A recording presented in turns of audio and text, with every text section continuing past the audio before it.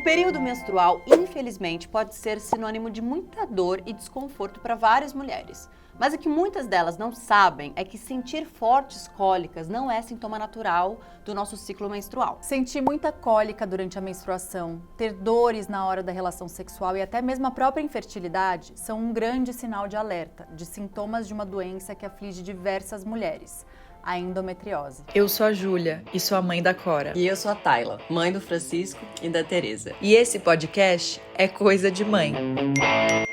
Por isso, no Mil e Uma Tretas de hoje, nós vamos falar sobre essa doença que ainda gera muitas dúvidas sobre os seus sintomas e sobre as suas formas de tratamento. E para esse bate-papo super informativo, nós temos duas convidadas que foram diagnosticadas e passaram por cirurgias de endometriose e hoje transformam a vida de inúmeras mulheres com cuidado e informação. A médica do Hospital 9 de Julho, especialista em cirurgia ginecológica minimamente invasiva, a doutora Raquel Magalhães, e a advogada e influenciadora digital Lala Mesquita. Sejam muito bem-vindas. Oba! Esse assunto é muito Imagina. pedido aqui no Mil e Uma. Inclusive, a gente tem pessoas aqui no estúdio do lado de trás muito interessadas, porque tem endometriose. A gente pode começar do começo, né? Eu tava lendo aqui as informações sobre, né, porque vem tudo detalhado pra gente. O que é endometriose? A endometriose é uma doença crônica e inflamatória, então significa ser crônica, uma doença que se a mulher desenvolve ao longo da vida, a gente ainda não consegue falar sobre a cura da endometriose, então é algo que ela vai ter que acompanhar e cuidar ao longo de toda a trajetória dela. E ela é caracterizada pelo desenvolvimento de focos, que são como os tecidos de fibrose e inflamação, de um tecido que parece o tecido que reveste o útero por dentro, que é o endométrio, só que esse endométrio vai estar presente fora da cavidade uterina. Ele pode infiltrar as tubas uterinas, o ovário, o intestino, a bexiga, pode estar fora da pelve, como por exemplo no diafragma, em situações mais raras. E aí, esses focos podem aderir entre si e fazer com que os órgãos mudem a sua posição natural, e isso gera dor e também infertilidade. Hoje, a gente já considera a endometriose como uma doença sistêmica, ela não é só uma doença ginecológica, porque ela traz outros sintomas, como cansaço, fadiga, afeta o estado emocional e até mesmo laboral dessas mulheres. Então, é realmente algo muito sério, muito relevante e que deve ser tratado com a seriedade devida. Eu acho maravilhoso que, além da gente ter, né, todo o seu olhar profissional, né, especialista, e o seu informativo, muito, porque, enfim, para quem não conhece ainda, é uma pessoa que propaga a palavra, eu brinquei com ela antes, da endometriose, aí com muita informação, serviço mesmo para as mulheres que têm o diagnóstico e não sabem nem por onde começar e tal.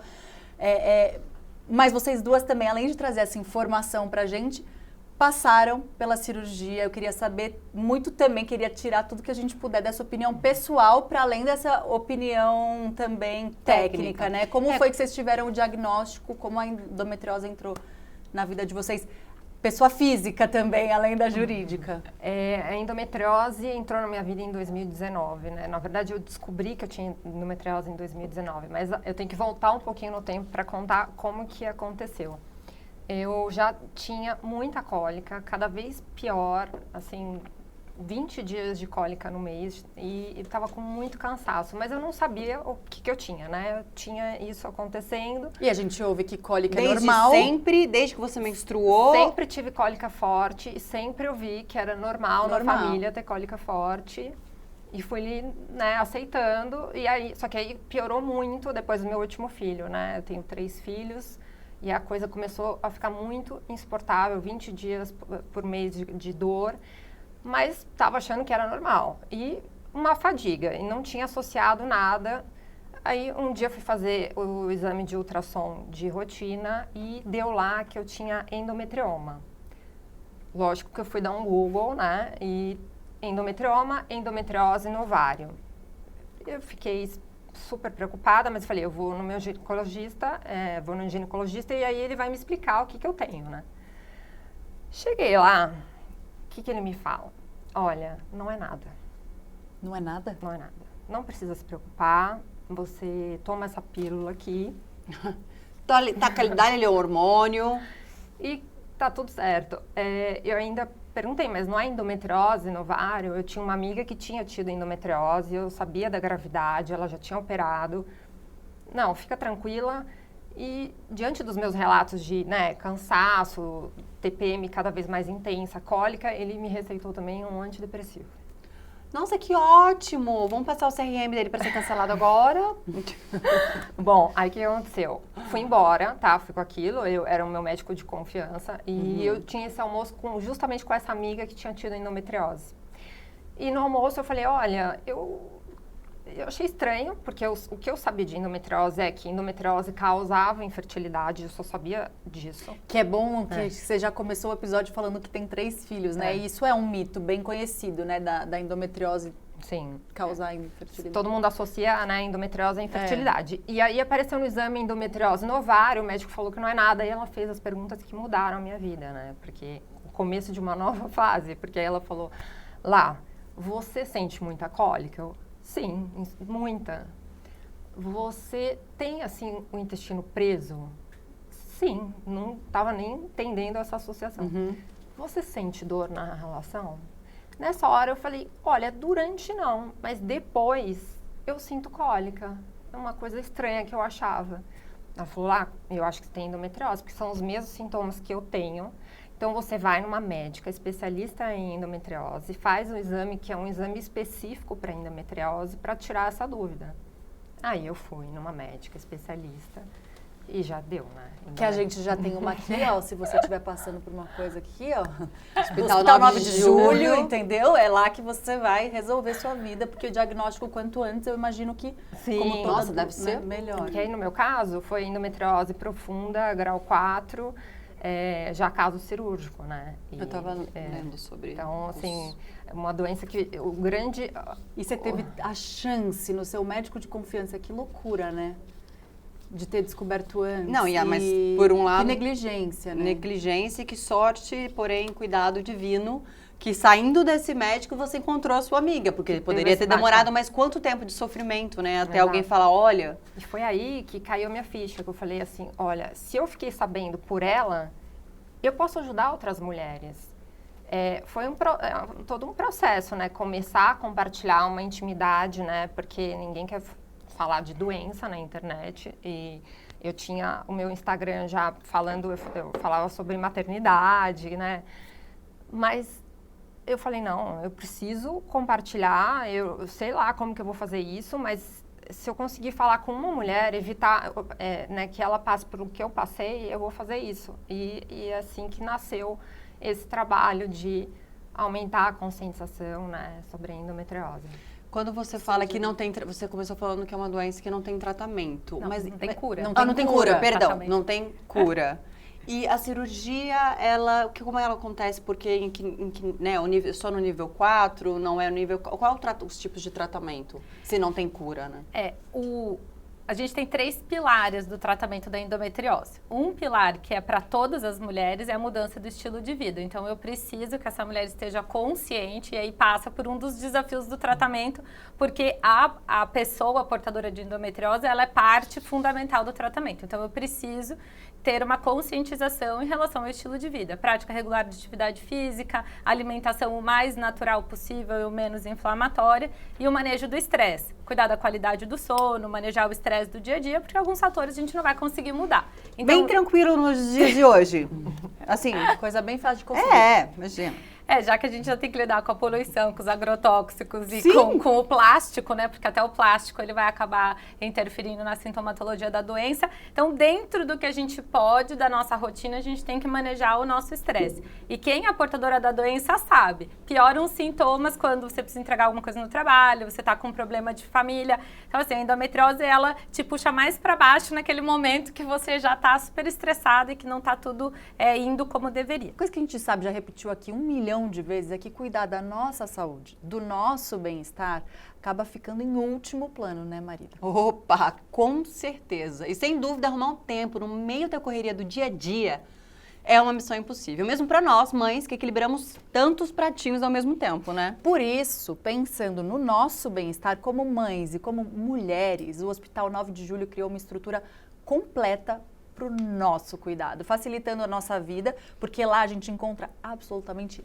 tudo em um lugar só. Desde consultas com ginecologistas, exames com ultrassom, mamografia, ressonância magnética, até o próprio tratamento e possíveis cirurgias relacionadas à endometriose, que a gente está falando tanto aqui hoje. Exatamente. No Hospital 9 de Julho você pode contar com médicos altamente qualificados e uma coisa muito importante, preparados para proporcionar um atendimento acolhedor de acordo com a necessidade de cada paciente. O Centro Médico do Hospital 9 de Julho oferece consultas com mais de 40 especialistas no coração de São Paulo, pertinho da Avenida Paulista. Então, quer saber mais informação? Só entrar no site que vai estar na descrição desse vídeo. O tratamento hormonal, ele acaba sendo uma opção de tratamento também, mas é importante frisar que é uma opção, não é uma obrigatoriedade.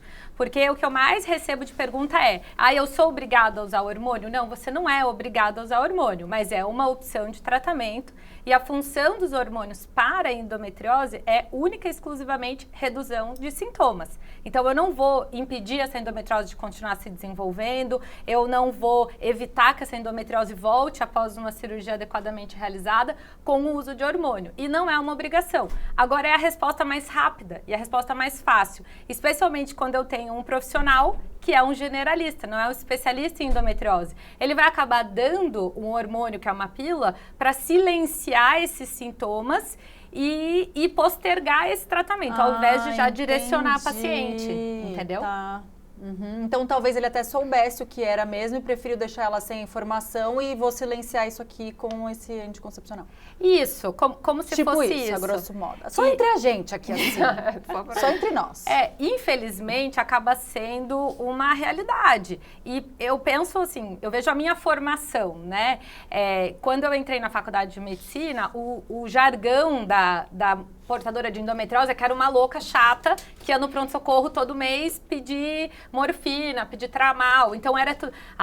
Quando eu falo que eu trabalho com endometriose, nossa, como que você aguenta? Eu falo, gente, meus pacientes ficam ótimas, elas estão super bem. Porque quando a paciente entende e ela é bem tratada, é uma doença crônica como outra qualquer, né? Então você vai lidar, você vai viver a sua vida, mas não precisa ser um martírio. Um martírio, exatamente. Não é uma sentença você ter o diagnóstico da endometriose. Você teve o diagnóstico antes ou depois de se especializar? Ou você se especializou depois do Foi durante a especialização. Mentira! Foi no ano que eu estava fazendo a minha especialização, aí eu passei pela residência de ginecologia mais uma vez.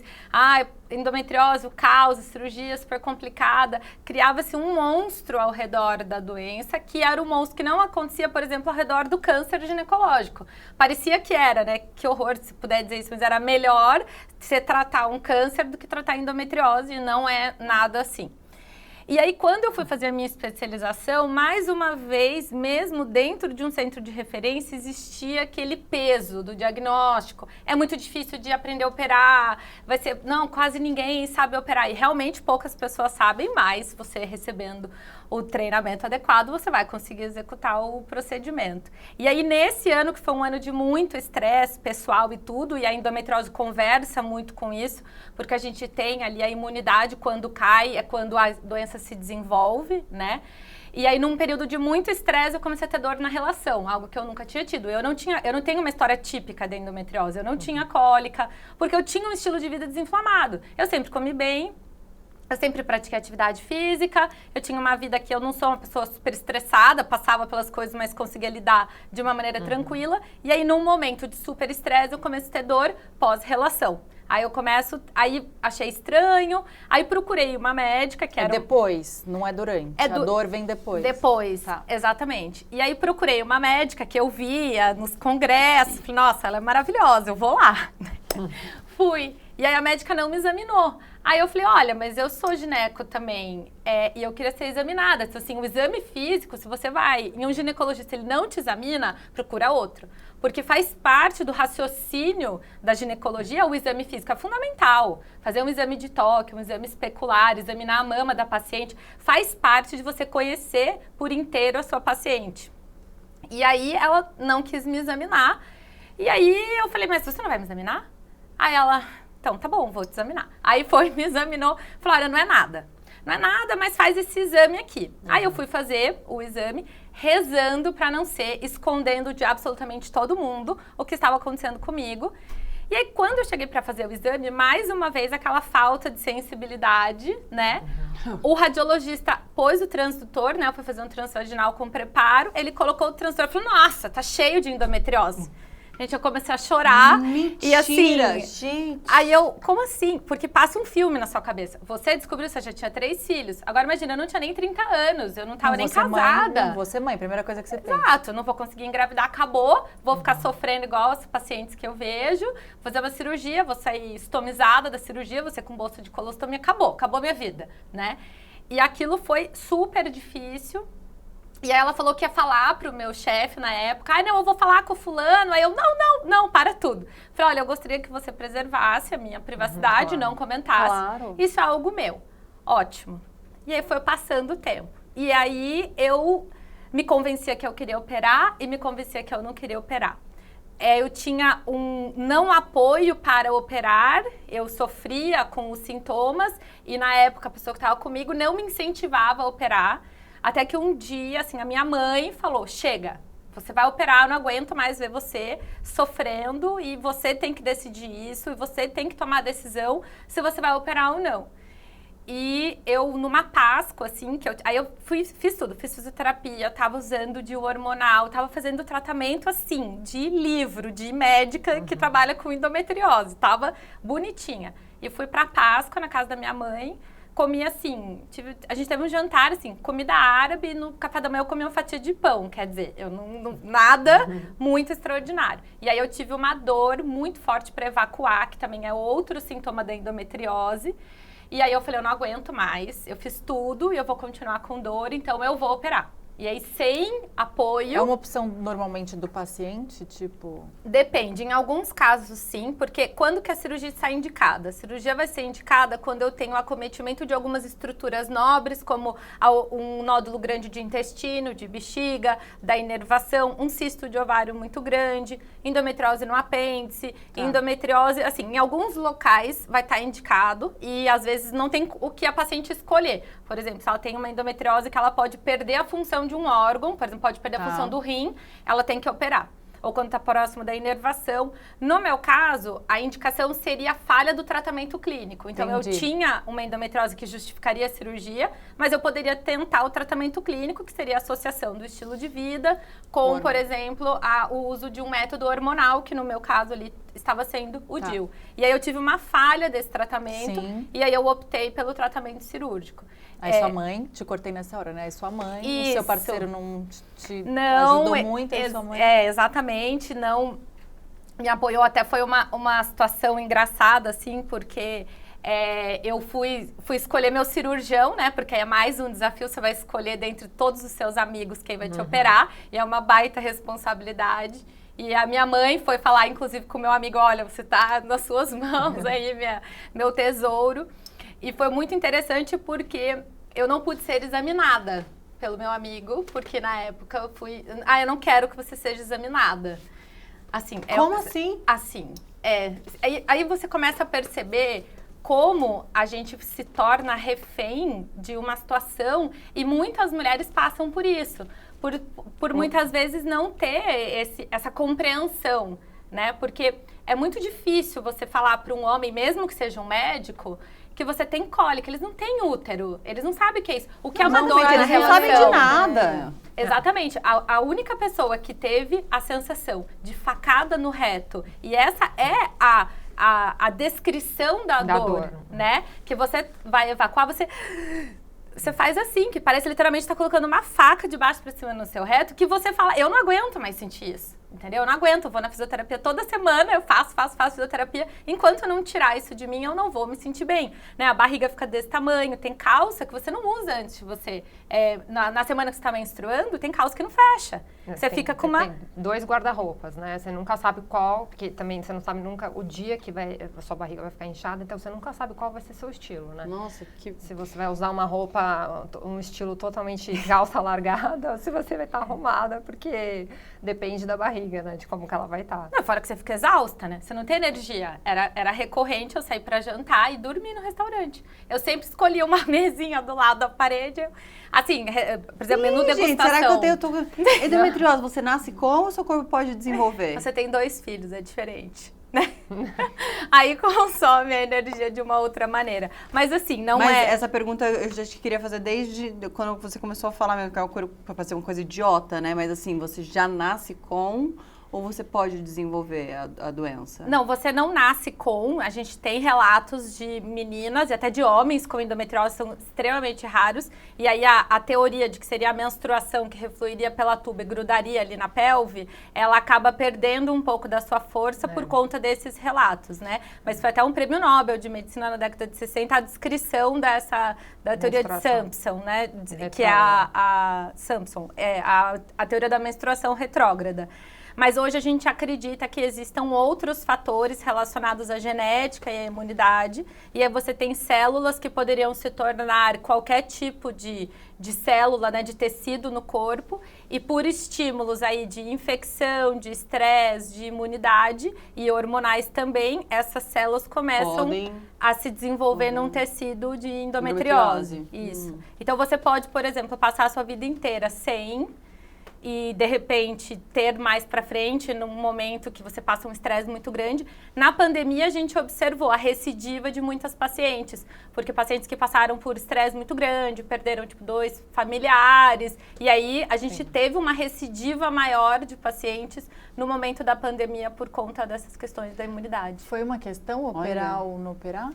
Não, no meu caso, eu também fiquei na dúvida, né? Porque cirurgia, você não estava nos meus planos, assim. E aí eu fiz uma peregrinação, fui em mais 2 especialistas, né? E todos falaram que eu precisava operar. Então... porque você já descobriu no nível 4, né? Que é tipo... Já estava com aderência nos órgãos, então eu tive que tirar o apêndice, uma trompa, um pedaço do intestino, pedaço do diafragma. Então, na verdade, eu tive que fazer 2 cirurgias, porque não deu para fazer tudo em uma. Teve que dividir em 2 etapas. Mas a cirurgia é o começo de um tratamento, né? É como ela falou, você faz a cirurgia, eu melhorei muito a qualidade de vida, né? Não tenho mais 20 dias de cólica, não tenho... tem um ou outro dia que eu tô mal. O que me acompanha é a fadiga crônica, porque... eu demorei 18 anos para conseguir o diagnóstico. Então, processo inflamatório bombando. Então, eu tenho essa fadiga crônica e é o estilo de vida que tem que mudar, né? Totalmente. Então, super difícil, porque no mundo de hoje, você não pode ficar estressada. Você tem que comer só coisa que não seja processada. Então, e praticar exercício físico, terapia, né? Muita terapia. Muita terapia. Também. E é você descobre só com uma outra você consegue descobrir uma ultrassonografia transvaginal? Mais um desafio, né, da endometriose. Na verdade, em nenhum lugar do mundo a gente tem centros para tratamento adequado de endometriose. Nenhum. Tipo, na França, na Suíça, nos Estados Unidos não tem. A gente tem um déficit de profissionais especializados. Porque eu preciso de uma gama de profissionais especializados. Eu preciso de um ginecologista especializado, de um gastrocirurgião, de um urologista e de um radiologista. Não é um ultrassom transvaginal simples. A gente precisa ter o preparo do intestino. Porque foi até uma técnica desenvolvida por um grupo de médicos aqui do Brasil e, pasmem, São Paulo é hoje um dos lugares onde você melhor se trata endometriose no mundo, porque a gente tem centros de referência de tratamento e a gente tem, assim, alguns radiologistas muito bons aqui em São Paulo e que fazem um trabalho incrível de trabalhar em parceria com a gente mesmo no sentido de beneficiar os pacientes. E aí a gente pode, então, voltando no seu questionamento, a gente pode fazer um transvaginal com preparo intestinal que muda a técnica, não é o transvaginal de rotina, porque eu preciso de um radiologista com um treinamento específico, eu preciso de um aparelho com uma resolução melhor, esse preparo do intestino e um tempo de exame adequado, porque ele vai ter que buscar vários órgãos. Num transvaginal simples, eu vou avaliar colo do útero, endométrio e ovário. Acabou. Num ultrassom de endometriose, a gente vai avaliar o intestino, a vagina, fora os órgãos genitais femininos, né? O útero, o colo, o ovário, as tubas. Eu vou ver o apêndice, vou ver o intestino, vou ver a parede abdominal, vou ver diafragma. Então, acaba sendo um exame muito mais complexo e mais completo e que deve ser bem realizado. Outra possibilidade de exame é a ressonância magnética, também com preparo intestinal, com contraste e que, mais uma vez, eu preciso de um bom aparelho que tenha cortes precisos e que a realização do exame seja feita dentro de um protocolo adequado. Então, isso acaba dificultando muito o diagnóstico e trazendo a gente para uma incidência de endometriose de 10% e 15% da população, que é muito... Com certeza esse número está subestimado. Muito pequeno da bolha que consegue ter acesso a realmente bons médicos, bons laboratórios, bons profissionais para conseguir realmente chegar nesse recorte, né? E mulheres como, por exemplo, né, a Lala aqui, que mesmo já tendo passado por 3 gestações, tendo todo um acompanhamento, tendo acesso a bons profissionais, recebeu uma orientação absolutamente equivocada, né? O mais triste é que não é dada a oportunidade para paciente a opção de você quer fazer um exame mais detalhado? Ou a escuta para sua intuição, né? Que é a mesma coisa que a gente fala muito do pediatra com a mãe. Essa troca. Ouve essa mãe que ela tá olhando para essa criança todo dia. Eu entendo que você vem com todo o conhecimento, mas essa mãe conhece essa criança muito bem, como você conhece o seu Ninguém corpo. vai conhecer melhor o seu filho do que, né, você mesma. E no caso da mulher, seu corpo, o corpo, entendeu? Se você... Não basta procurar um especialista em endometriose, tem que ser um especialista que valide suas dores, que esteja aberto com essa escutativa para ouvir o que a paciente está falando, porque é uma validar, troca, né? Exato. Validar. Nossa, eu fico pensando nas mulheres da grande população brasileira, né? Que é atendido num posto. É o que eu mais... Falar, boa sorte, querida. Aliás, vamos aumentar a nossa roda? Vamos. Ouvir mais A gente gente tem pra o saque da mãe. falar com a gente aqui no Saque da Mãe. Oi, Tayla. Oi, Júlia. Tudo bem? Eu sou Camila, tenho 35 anos, tenho uma filha, Ana Clara, de 2 aninhos, e hoje eu vim falar aqui com vocês um pouquinho sobre a endometriose. Eu descobri a doença há 6 anos. No começo a gente leva um baque, né? Por ser uma doença. Mas eu fiz todo um acompanhamento com um médico específico, especializado em endometriose.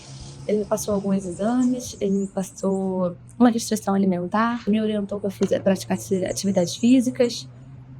Enfim, isso tudo melhorou para a redução do foco da endometriose. Então, isso foi fundamental. Eu sou casada.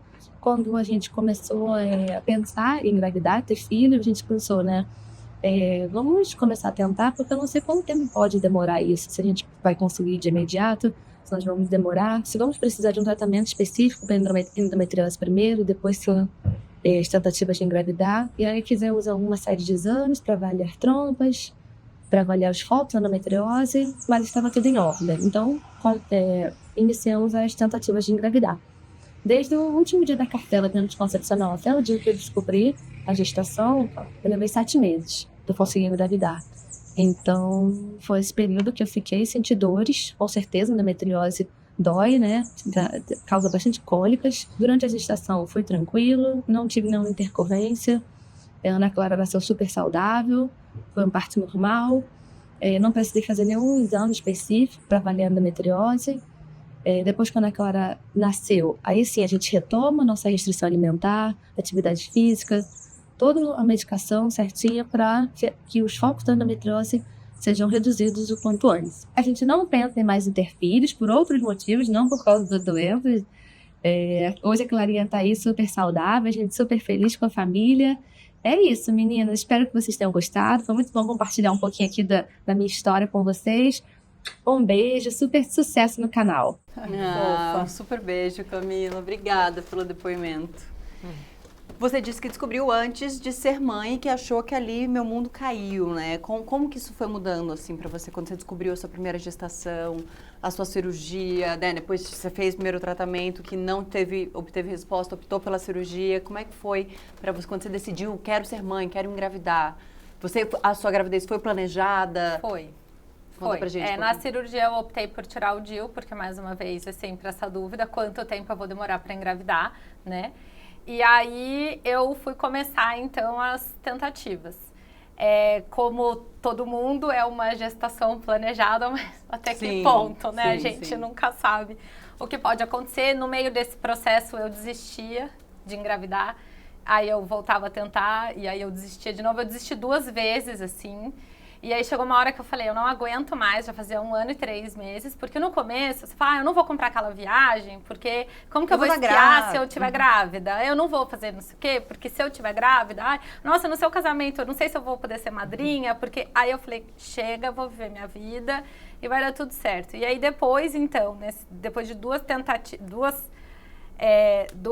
desistências de engravidar, depois de 1 ano e 3 meses da cirurgia, eu acabei engravidando espontaneamente. Minha gestação também foi super tranquila, não tive. Em geral, as mulheres, é um período em que a endometriose fica silenciada por conta dos hormônios, você não sente dor. Né? O corpo. É um período que, assim, as mulheres que sofrem com muitas dores ficam muito bem durante a gestação. Em linhas gerais, não é uma doença que vai interferir tanto no risco depois que a gestação já está, né? Que você de fato está grávida e você descobre que você está grávida, não precisa de nenhum acompanhamento específico, mas é interessante manter os hábitos anti-inflamatórios pela gestação em si, mas não vai aumentar a chance de você ter aí um trabalho de parto prematuro ou de você ter alguma intercorrência com o bebê, se você manter ali os cuidados de estilo de vida. Não vai interferir na via de parto, então pode ser um parto normal ou pode ser uma cesárea, não pela endometriose, isso vai ser uma intercorrência, a não ser quando for algumas situações muito específicas, mas aí é muito individual e depende de cada caso, né? E aí depois da gestação, o meu parto foi uma cesárea, porque minha bebê era grande para mim, eu sou pequenininha, e aí ela estava, enfim, impactada na pelve, até na hora de tirá-la, mesmo na cesárea foi difícil, minha obstetra deu uma suada para tirar ela, mas foi tudo bem e tá ótimo. Eu acabei colocando de novo um DIU, mas por uma escolha minha, para, inclusive, como um método contraceptivo. Mas esse período que eu fiquei sem hormônio foi muito importante para mim como médica. Porque é muito fácil, e eu brinco e brigo com os meus amigos que são homens e tratam endometriose, que eu falo que só prescreve progesterona oral, que aí são várias pílulas, essas que a gente usa quando tá amamentando, etc., quem é homem. Porque ninguém sabe o que é você viver uma eterna TPM com progesterona oral. E a história da minha anticoncepção foi reduzindo a dose de hormônio. Então, eu usava pílula, depois eu usei anel, depois eu usei o DIU, depois eu fiquei sem nada. Eu falei, gente, a gente nasceu pra viver natural. Com certeza. Né? Assim, a gente, por mais que seja uma dose pequena, para o que a gente sente, a gente nasceu para ovular, para sentir. Claro, não tem que ser um sofrimento. Mas se você sofre com o seu ciclo menstrual, você tem que entender o que está acontecendo e que manejar. O normal é não sofrer, né? Que o normal, exatamente. Se você está sofrendo aí, investigar, né?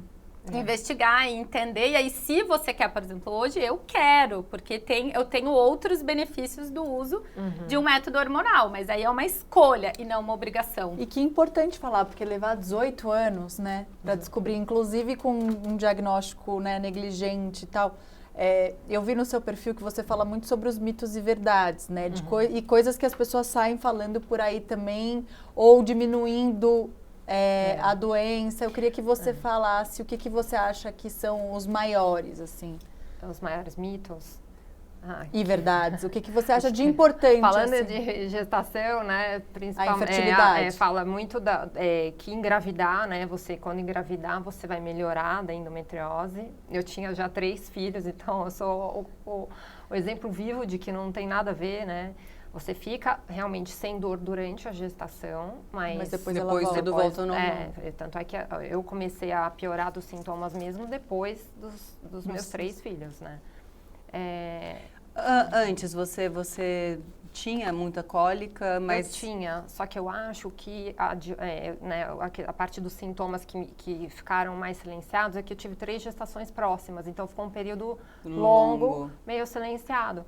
E aí depois, depois que o Davi nasceu, eu perdi minha cachorra, que era assim, mais uma filha. E estava no meio de uma reforma, então essa parte emocional pesou muito. Acho que mãe de 3, né? Mãe de 3, mas perdeu menos de 5. Com menos de 5. Uau. Uma reforma que não acabava, e a minha cachorra de 14 anos que morreu numa negligência também, foi um desastre. Então foi, acho que a gota d'água, assim. Mas eu ia ficar, acho que se não tivesse dado aquela dica no exame, essa conversa, eu ia ficar uma vida, assim, porque infelizmente nós mulheres somos acostumadas a achar que sentir dor é normal. E a gente acha que a gente é guerreira, que a gente aguenta. E o corpo, ele tem um limite, então não adianta, a gente só está piorando, né? A bomba é uma bomba relógio. O meu médico, né, o que me tratou, ele falou, você estava se matando, que você, com esse nível de dor, quando eu operei, porque eu fiquei também nessa dúvida, né? Eu tinha já certeza que eu ia ter que operar, mas eu estava com medo de ir para um centro cirúrgico, porque foi durante a época do coronavírus. E entrar num hospital, né, para fazer uma cirurgia que seria, né, eletiva, não uma emergência. E o que aconteceu? Eu fui fazer, aí a gente ia fazendo acompanhamento com o exame de sangue e o marcador um dos marcadores que a gente usa também para endometriose, o CA-125, é um marcador também tumoral, né? Eu lembro até hoje, assim, acho que o 80 já seria acima do que era esperado. O meu deu 880. Não, eu tinha que operar. Absurdo. Eu fui operar, eu fui no mesmo dia que eu fui na consulta, ele falou, você vai hoje operar. Então, eu fui, deu tão alterado esse marcador que eu fui com a suspeita de, né, poderia ser câncer. Então, você vê o nível que eu fiquei aguentando e essa dor, mas né, porque é uma dor, a endometriose, ela é uma doença invisível para todos. Então, é muito você, né, você tá sentindo, mas as pessoas, então eu ficava assim, não, né, porque uma coisa é você ter câncer, uma coisa é você ter uma doença que mata. Uma doença que não mata, você fala assim, não, eu vou tolerando, eu vou indo. E aí essa é uma das maiores lições que eu aprendi, né? Sentir dor não é normal. É simples assim. Sentir dor não é normal.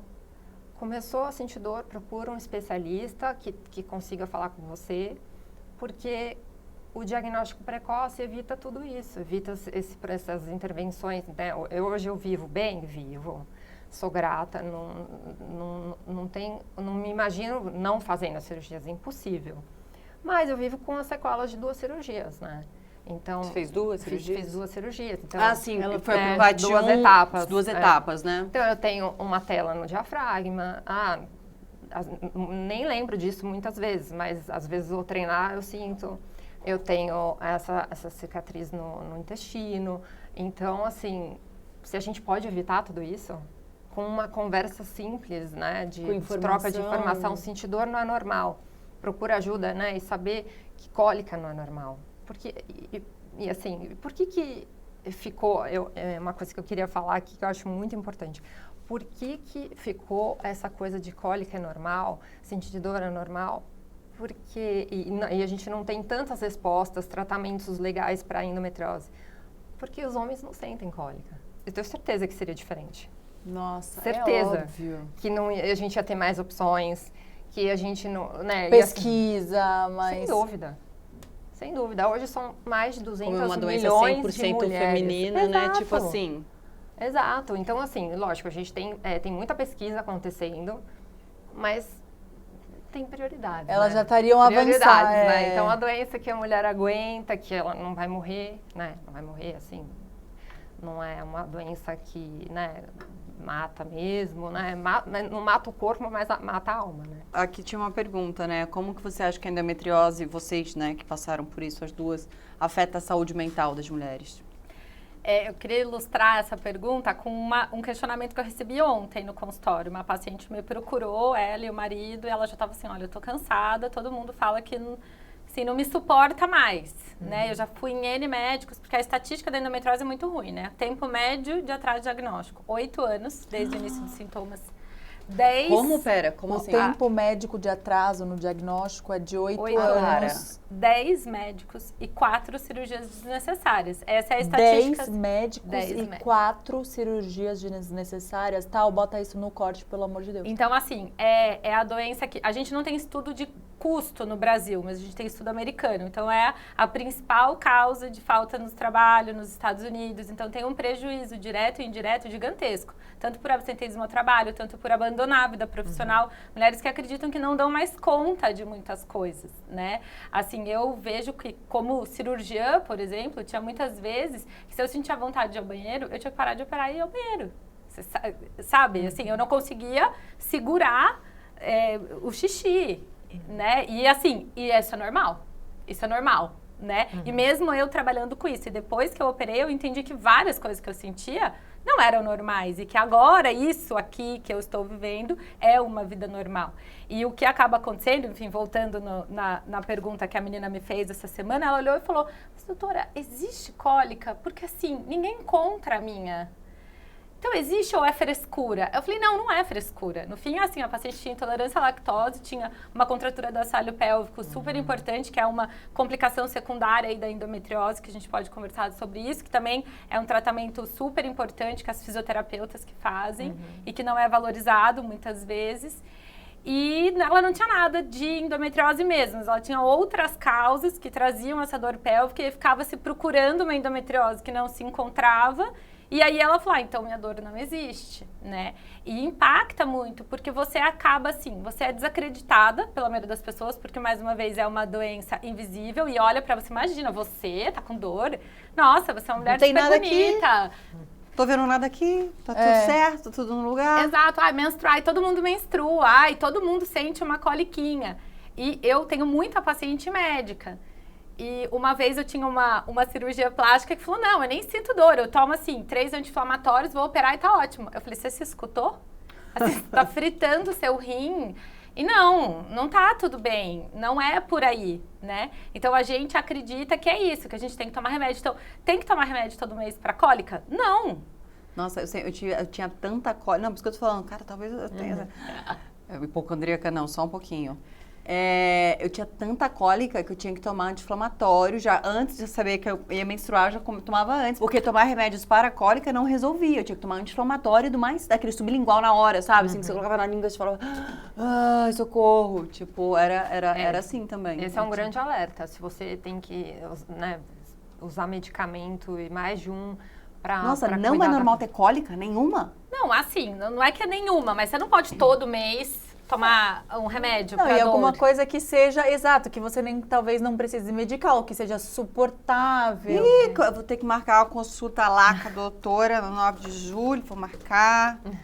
A gente tem mitos ou verdades pra fazer aqui. Tem? Toda cólica forte é endometriose? Não. A endometriose é responsável por 80% das causas de dor pélvica crônica, o que é uma dor pélvica crônica, uma dor pélvica com mais de 6 meses de duração em mulheres em idade fértil. Então, assim, ela é responsável pela maioria das causas. Então, toda mulher que tem uma dor abdominal ou pélvica, né, ela deve ser investigada para endometriose e a endometriose estará presente ali em 80% dos casos, mas não responde tudo, como, por exemplo, essa paciente que não tinha endometriose, tinha outras situações. Que deve ter milhares de outras, né? Tem. A serem investigadas. Eu lembro que a minha mãe sofria muito, tinha muita cólica, ela tinha, não vou lembrar exatamente a palavra, mas ela tinha o útero baixo. Existe isso?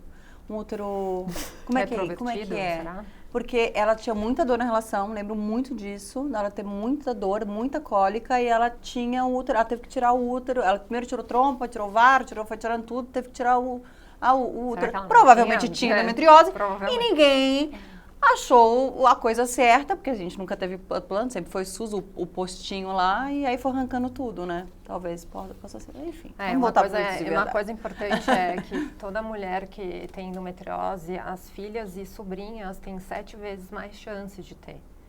Então, é parecido com trombofilia, que é o genético, porque... Não é tão genético quanto a trombofilia, né? Mas existe uma chance maior e aí a gente tem que cuidar dessas adolescentes. E entendam, cuidar não é dar pílula logo na primeira menstruação. Cuidar é muito diferente, né? Porque a gente sabe que usar ou não usar hormônio durante a vida não vai aumentar ou diminuir a chance de você ter endometriose se você for. A gente tem que cuidar do estilo de vida dessas meninas e manter um acompanhamento adequado, né? E essa escuta.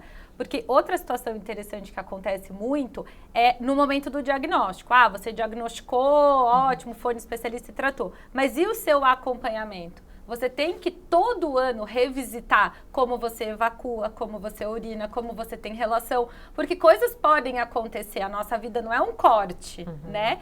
Então, todos os anos, quando você for ao ginecologista, que seja o momento de você revisitar o seu corpo. Como está a qualidade do seu sono? Como está a sua alimentação? Você está ganhando peso ou não está? Baseado em quê? Como está para ter relação? A dificuldade de ganhar peso também ou a facilidade de ganhar peso? Para de querer o diagnóstico, querida. Marca uma consulta com a doutora. Marcar.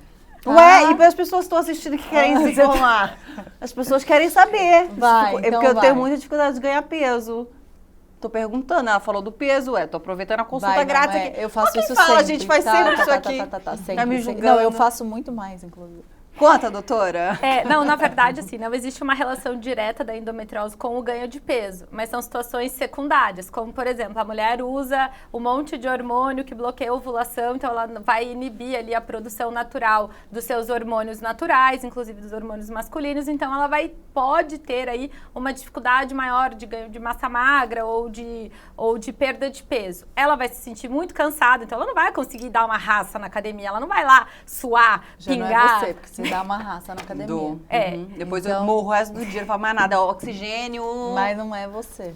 Tá, vamos seguir. Não, então, ó, aqui tem várias que a gente já respondeu. Ah, é? Endometriose afeta a saúde física e mental? Verdade. Sim. Mulheres engravidam se curam da endometriose? Mentira. Ó, já posso responder tudo que eu já Olha, aprendi com especialista. vocês. Desculpa aí. Sinônimo de infertilidade? Mentira. Não tem cura? Verdade. A única forma de se curar da endometriose é através de cirurgia? Não. Não se cura, então Não não é se a única cura. forma, É. mas é um Mas tem tratamento... tipos de tratamento. Porque quando a gente fala de cirurgia, teve até uma frase semana passada que eu achei genial, assim, de um colega que é cirurgião também, é que a endometriose é uma doença que ela não aceita amadores. Então, você tem que ter um bom cirurgião. Então, é uma doença que demanda muita atualização com tecnologia, com o que está se fazendo agora. Então, assim, nós que vivemos o mundo da endometriose, a gente está sempre, né, no Atualizado. mundo atualizado e buscando isso, o entendimento, o conhecimento da doença, porque as coisas mudam. Então, hoje a gente fala de uma cirurgia curativa. O que significa isso? Fazer uma cirurgia adequada, na qual eu vou restabelecer a anatomia, então vou soltar as aderências, retirar os focos da doença e vou reestabelecer aquela anatomia original, digamos assim, da paciente.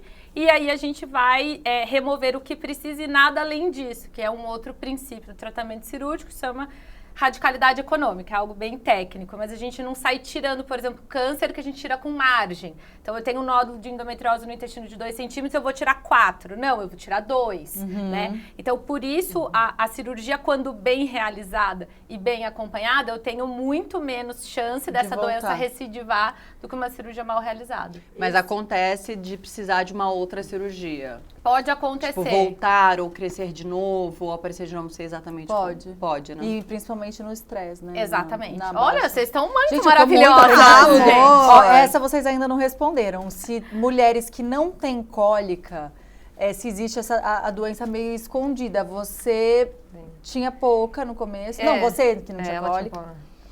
Então, pode, verdade, ela pode estar Você pode ser escondidinha. assintomática e também existe, né, a doutora vai falar melhor que eu, mas quando a gente faz uso de pílula, acaba mascarando os sintomas. silenciando. Entendeu?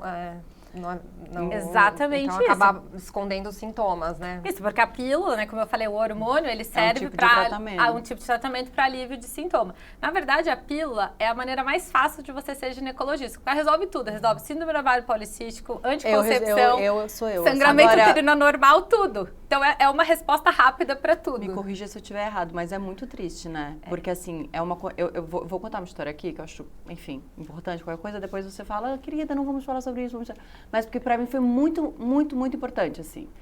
Eu morava em Los Angeles, procurei um médico super indicado, um alemão que tratava Hollywood inteira, não sei o quê, o cara era incrível, eu tava com muito problema de intestino inflamado, gastroenterite pra caramba. Enfim, fui no médico, aí 3 horas de consulta e ele me pergunta da mãe, do pai, da papagaio, do vizinho, aquela coisa assim, bem detalhista mesmo. E ele me perguntou, já toma algum contraceptivo e tal? Eu falei, tomo, pílula. Aí ele me olhou já com uma cara assim, ele falou, quanto tempo? A vida inteira. O que é isso? 20 anos. Ele falou, não. E ele era um alemão com sotaque alemão e eu brasileiro com sotaque brasileiro, né? Ele falou, não, você entendeu errado, com certeza. Pílula anticoncepcional, não sei o que, eu falei, 20 anos? Ele falou, impossível. Por quê? Eu falei, porque antes mesmo de eu menstruar, eu tinha muita cólica, me fizeram uma cesariana, eu tinha 14 anos. 14 anos, no SUS, não achava, fazer ultrassom não achava, a gente vai ter que abrir e ver o que é, e era um cisto no ovário. Aí tem uma cesariana desde os 13, eu acho, 14, assim que eu menstruei, assim. Aí me deram pílula porque era pra aliviar a dor. Não. Aí ele falou, não tem como. Aí eu dei Google, eu lembro de eu abrir o celular, eu dei um Google na pílula que eu tomava. Eu mostrei a pílula, ele falou, sim, é isso. Eu falei, tô 20 anos. Ele falou, deixa eu te falar uma coisa, você nunca mais, não importa o quão saudável você seja na sua vida, você nunca mais vai recuperar a sua saúde que você teria sem 20 anos de hormônio. Você esquece. Não importa o que você faça na sua vida. Você pode comer alimentos crus, dararara. Ele foi muito assim, tipo assim, como que vocês fazem isso? Eu falei, então, no Brasil é bem comum. Menstruou ou nem menstruou, toma pílula. Ele ficou abismado, chocado, assim. Queria, já que estamos falando um pouco sobre isso, ouvir um pouco sobre. Porque é muito cultural, né? Isso. Cultural. Lá nos Estados Unidos, por exemplo, você não compra sem receita. Aqui, qualquer um chega e compra. Compra, pega, né, no posto. Infelizmente, o que acontece? A pílula, ela é um recurso, como outros na medicina. A gente tem a força da indústria farmacêutica por trás. Então, todos os estudos mostram, estudo de ganho de massa magra, não interfere. Mas, poxa, se a gente tem uma elevação tão baixa de hormônio masculino ali, né? Quando a gente não usa nada de hormônio exógeno, nosso hormônio natural, aumenta só um pouquinho. A gente já sente melhora da libido, né? Quando a gente está ovulando, melhora da disposição. Eu quero esse meu aumentinho, sabe? Não vai interferir? Não, eu acredito que interfira. Mas os estudos mostram que não, que você pode usar e que não vai impactar na vida. Agora, o que a gente observa? Eu já tive paciente no consultório que chegou, médica, com o diagnóstico de uma doença autoimune, de uma atrofia da vulva, e que ela, olha, fui pra minha lua de mel, tive milhares de candidíases, não sei o que, tenho que usar lubrificante, tenho que isso.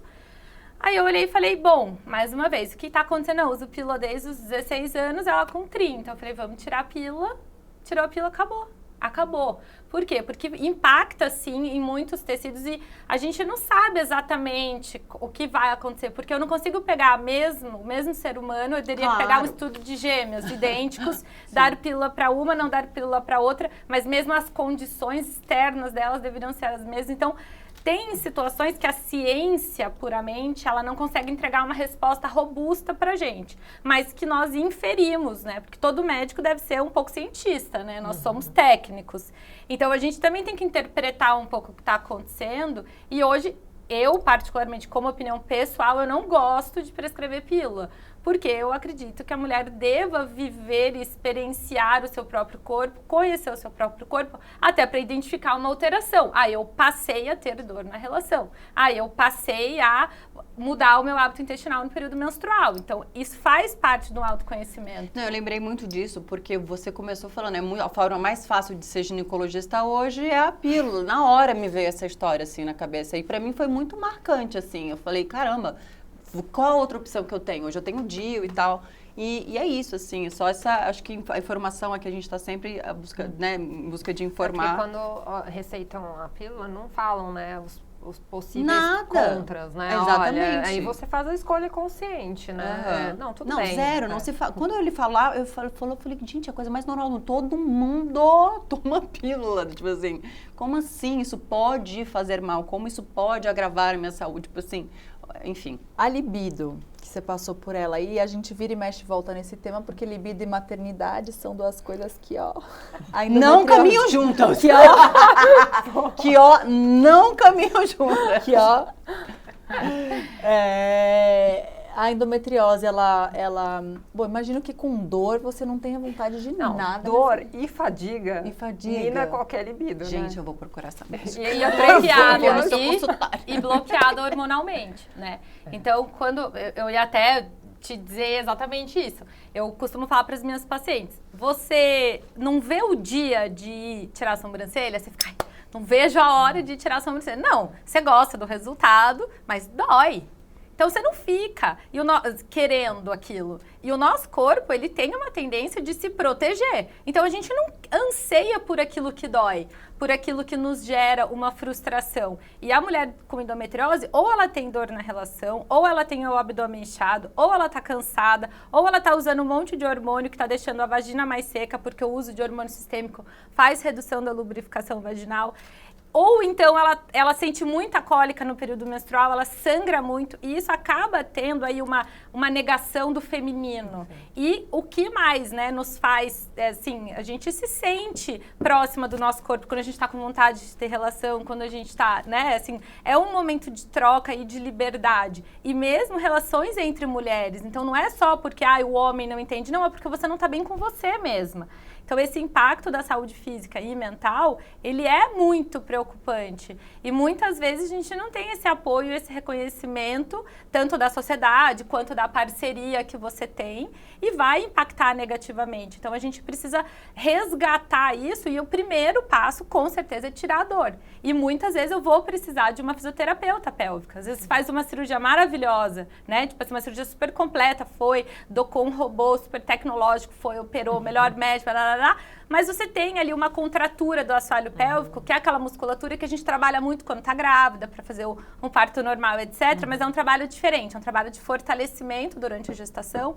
E muitas vezes a mulher portadora de endometriose, ela acaba desenvolvendo pontos de contratura, como se fosse um torcicolo, na musculatura que passa ao redor da vagina, do ânus e da bexiga. Deve doer muito isso. Dói muito. Não, eu tô até agora com a sensação da faca. Eu tô até agora com isso aqui no meu... Tirando o ar aqui. E aí, assim, se você não tem o apoio de uma boa fisioterapeuta, você não vai ter a mesma resposta. Vai melhorar, mas essa mulher, ela não vai atingir todo o potencial de melhora que ela teria, né? Com um tratamento E é muito louco, porque a gente fala, né? Que os homens jamais vão entender porque nem útero eles têm e tal. Assim, por exemplo, eu tive pedra no rim. E eu experimentei uma dor que nem parindo eu conheci, nem parindo vaginal eu conheci. Uma dor que me fez cair no chão, vomitar e dar uma leve desmaiada, assim, de ter que ser carregada para o hospital. Eu não imaginava, se eu não tivesse passado pela pedra no rim, que o parto foi uma ida ao parque. Eu não imaginaria, então é muito difícil, né? Você tá falando essa coisa invisível mesmo que vocês estão trazendo tanto, de que nem eu como mulher não imagino o que seja essa dor e como deve ser difícil, que é importante, tomara que a gente alcance muitas mulheres que estejam em sofrimento em casa, com muita dor, para poder... Por isso que eu fico lá, sempre, acaba sendo um pouco repetitivo, mas sempre falando do impacto físico e emocional da endometriose, da gravidade, da seriedade da doença, porque é muito difícil para quem está de fora entender. E falando de parceria, né, de relacionamento, é muito importante ter essa rede de apoio, por conta da dor que é ter endometriose, dor no sentido físico e emocional, e o quanto que é difícil a gente ter esse apoio do companheiro, da companheira, porque não consegue entender. Então tem que educar, tem que mostrar documentário, tem que assistir aqui o programa. Não basta a gente se ferrar com a dor, com tudo que tem que educar o coleguinha do lado. Tem que chegar e falar, olha, não é normal. Gente, que loucura essa mulher, né? Eu queria entender, assim, são coisas que eu acho que muito específica para quem tá passando por isso, como esse episódio é para elas, assim. Então, qual o risco que a mulher corre ao fazer a cirurgia de endometriose? Existe algum risco? Qual é ele? E qual é o risco de não fazer a cirurgia quando é indicado? Poxa, são compêndios de medicina, né? Na verdade, assim, a grande sensibilidade da endometriose e, na minha opinião, a beleza da doença é a individualização. Então, você tem uma mulher de 35, por exemplo, né? A Camila que trouxe. Ela, tenho 35 anos, já tive uma filha. Como é a doença dela? Não deve ser uma doença com uma indicação obrigatória de cirurgia. Ela tá bem, ela não quer mais ter filho.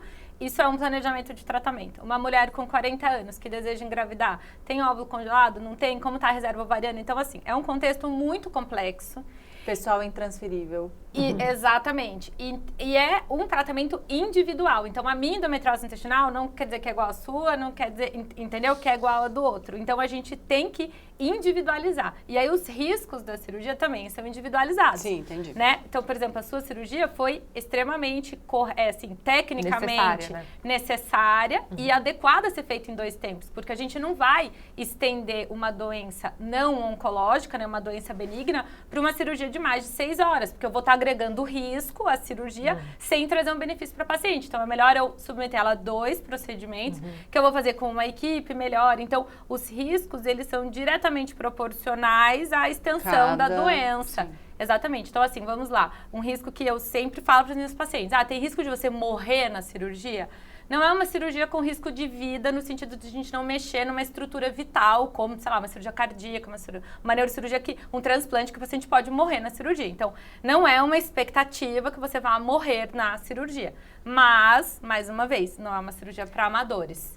Não, e você pode morrer atravessando a rua, né? Então, Não assim, dá para prever nada. Não, sim, mas assim... Eu lógico, entendo mas o ponto dessa pergunta, porque acho que a dúvida, do ponto de vista da paciente, né? Sim. Acho que o maior risco da cirurgia que eu vejo nas perguntas é se a pessoa vai poder engravidar depois, porque, né, quem está nessa fase de tentante acaba tendo o diagnóstico da endometriose e sempre fica essa dúvida, opero antes de fazer o tratamento ou depois?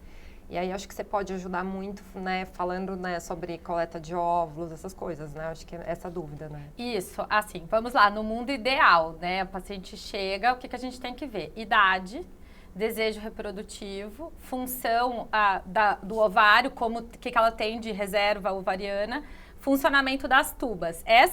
Essas informações são básicas para eu começar a planejar o tratamento. Às vezes, a paciente tem, por exemplo, uma endometriose no ovário, que eu vou operar esse ovário. Então, eu sei que eu vou perder, ela vai perder reserva ovariana na cirurgia. E ela já tem uma reserva baixa, e ela tem mais de 30 anos, e ela tem condição, né? Vamos falar do mundo ideal. Então, ela congela o óvulo e depois ela vem para mim e eu opero. Essa mulher tem uma endometriose leve, não afeta a qualidade de vida dela. E ela não tá, assim, ela tem uma cólica, descobriu ali numa infertilidade. Uma endometriose leve, às vezes até uma endometriose intestinal, mas pequena, e o sonho dela é engravidar.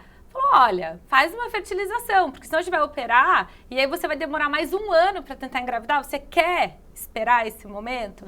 Então, na maioria absoluta das vezes, a cirurgia, ela não vai ter um impacto negativo sobre a fertilidade das pacientes. A gente vai querer melhorar a fertilidade natural e diminuir o processo inflamatório, inclusive na pelve, para propiciar isso, para facilitar e para propiciar para aquela mulher qualidade de vida, inclusive durante a gestação.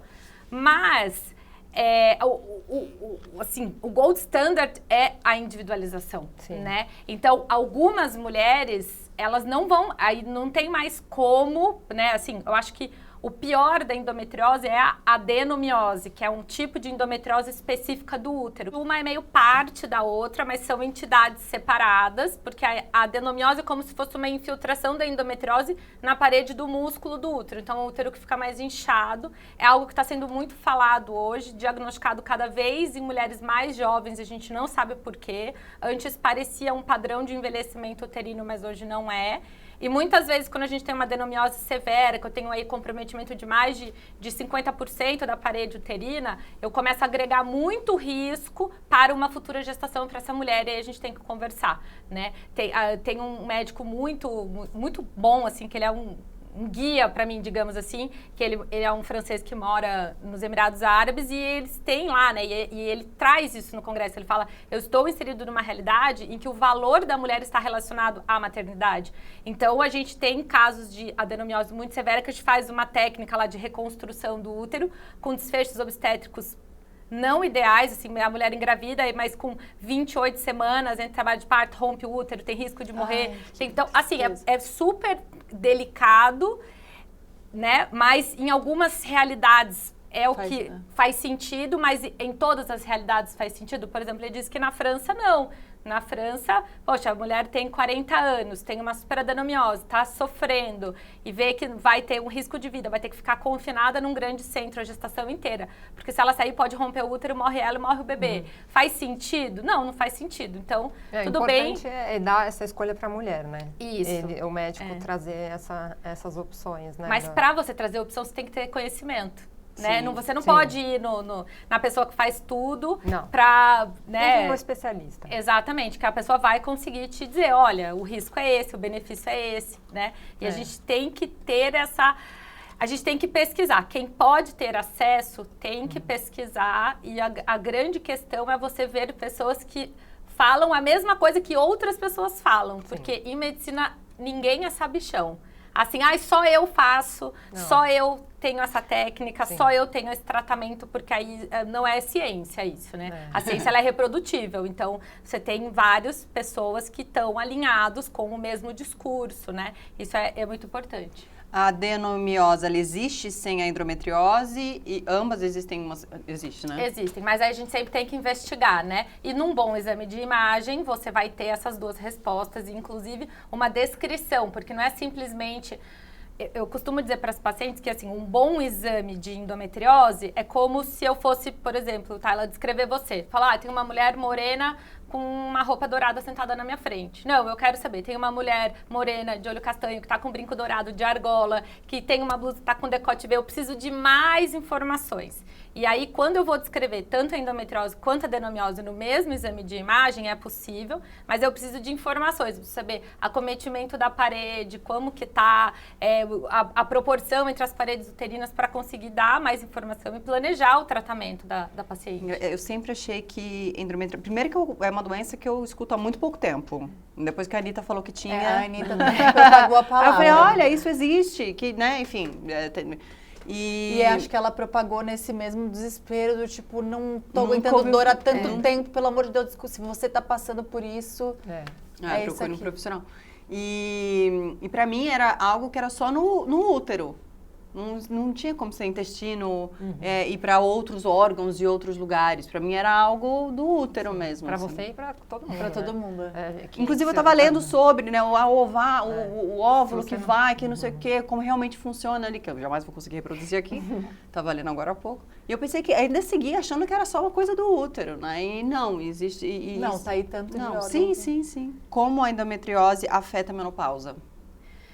Bom, a endometriose, ela tem 3 componentes que fazem parte da fisiopatologia dela. A imunidade, os hormônios e a inflamação, que é basicamente o estilo de vida, por isso que o tratamento permeia muito essas 3 situações.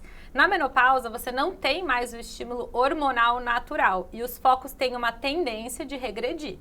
Mas eu não vou tirar a inflamação e a imunidade. Então, eu posso ter uma reativação da doença quando eu tenho uma situação de imunidade muito grave, quando eu tenho um estilo de vida muito inflamatório, então essa mulher pode continuar tendo sintomas, ou quando essa mulher vai fazer reposição hormonal. Então, a reposição hormonal da mulher portadora de endometriose traz algumas particularidades e alguns cuidados específicos, mas não foge muito aí de uma mulher habitual com útero, digamos assim.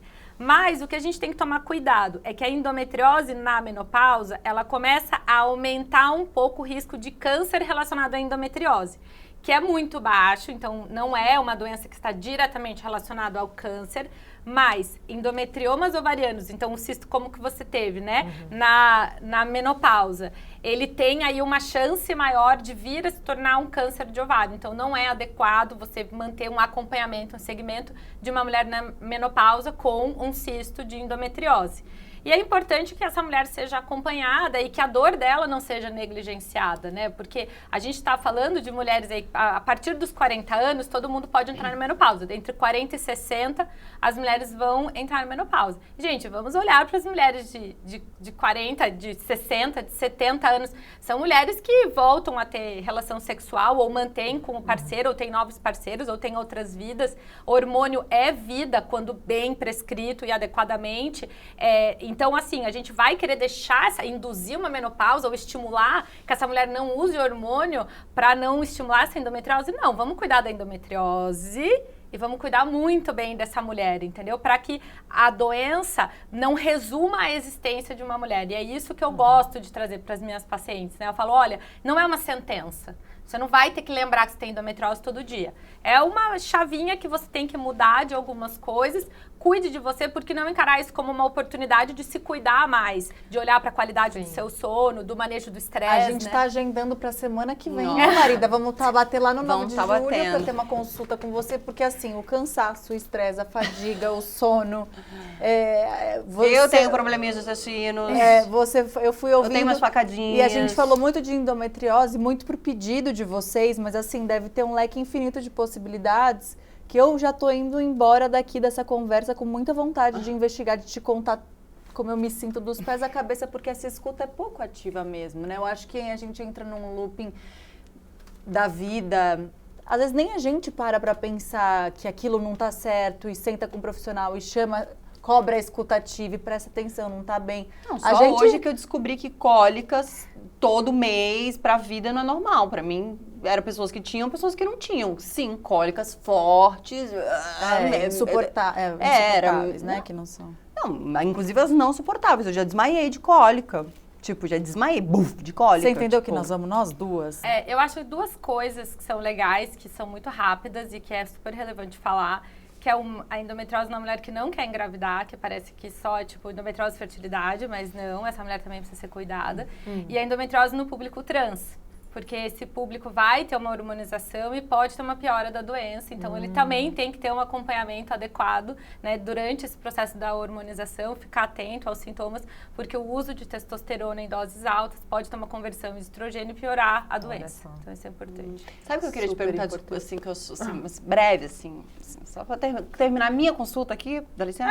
Quando você fala o estilo de vida, né, a gente fala muito sobre os alimentos inflamatórios, assim, né? Tipo, pra quem não tem o acesso, tá lá na sua casinha, tentando, enfim, ouvindo a gente, achando ali um diagnóstico, vai procurar um médico pra isso. O que hoje ela já poderia tipo, melhorar na vida dela? Eu vi que tinha um açúcar específico, ultraprocessados, mas se você puder dar uma dica, assim, o que seria realmente esses alimentos inflamatórios que poderia estar ajudando né, quem está assistindo a gente a começar a tentar melhorar esse hábito? A nutrição, quando a gente fala de nutrição e endometriose, é o principal aliado da mulher, inclusive mais importante do que os hormônios. Você já tem evidência científica que mostra que o que mais a gente pode fazer é se alimentar da maneira adequada. O que são os alimentos ultraprocessados, né? São alimentos que passaram por processos industriais e a gente vai tentar comer o mais natural possível. Então, a gente vai deixar de ir ao mercado uma vez por mês e uma vez por semana. Sei que, infelizmente, não é a realidade da maioria das pessoas, mas vamos lá. É menos prático, mas é muito melhor você comer uma fruta ao invés de comer um salgadinho. Comer o que você descasque, não o que você abre o desembala. Desembala. Exatamente, exatamente. Descasque mais e desembale menos. E comer alimentos, então assim, vamos comer arroz, feijão, uma carne fresca e não uma linguiça, e não um embutido, e não um nuggets, e não uma salsicha, entendeu? Então, esses alimentos que eles são mais frescos e que duram menos. E quando a gente fala, por exemplo, é muito fácil você falar assim na internet, não coma glúten, não coma lactose e não ingira açúcar. Quem consegue? Sim, desculpa, eu não consigo. Né? E eu cuido super da alimentação, mas às vezes eu quero comer um pão. E a gente tem que falar sobre a qualidade dos alimentos e não sobre isso. É muito fácil. Se você tirar glúten, lactose e açúcar, você vai comer o quê? Fruta, carne, castanha. Acabou. E é muito mais importante do que o glúten em si. Então, a gente não tem que demonizar os alimentos. A mulher não tem que se sentir culpada. Mas é a qualidade. Então, você vai comprar aquele pão, né, no mercado que dura 4 semanas. Não. O leite não é inimigo das mulheres portadoras de endometriose, é um super alimento. Mas o leite de caixinha que dura 6 meses na prateleira, gente, aquilo não é leite, né? Porque o leite, você tira da vaca em 12 horas, tá podre, e o leite de caixinha, ele fica lá, faça chuva, faça sol, faz 30 graus, faz 0 graus, e o leite tá lá. Então, é muito a qualidade e buscar sempre o que for mais natural e mais perecível possível, porque sim, você vai estar nutrindo o seu corpo de uma maneira muito melhor, melhorando sua imunidade e diminuindo a inflamação. Então, a nutrição, ela realmente é algo que eu gosto de falar isso para os pacientes. Falo, olha, atividade física, você vai ter que separar um tempo na sua rotina para fazer. É minha meta 2025. Mas comer, todo mundo come, né? A gente tem que se alimentar. Então, vamos tentar priorizar esse alimento, se habituar a carregar algumas coisas. Então, a gente tem muita facilidade de comprar comida, mas por que não carregar a sua comida, carregar a sua marmitinha, carregar a sua fruta? Que com a minha filha foi uma coisa tão orgânica e comigo é um grande desafio. Tá aí a gente se escondendo na despensa para comer nossas tranqueiras. Coisa que a gente precisa mudar. A gente precisa mudar. Sim, mas eu já tô. Você viu hoje? Você viu hoje meu pratinho de salada maravilhosa? E o seu café da manhã hoje? Tudo na vida é um equilíbrio. Isso que eu ia falar, é um processo também. É. Porque não adianta a gente De se manhã a gente estressar come um fazendo pãozinho, piada, mas é radicalizar, isso. entendeu? Eu acho que aos poucos, eu acho que a assim. minha filha me educa muito mais que eu a ela, porque assim, o fato de eu aprender para educá-la é o que me traz essa consciência.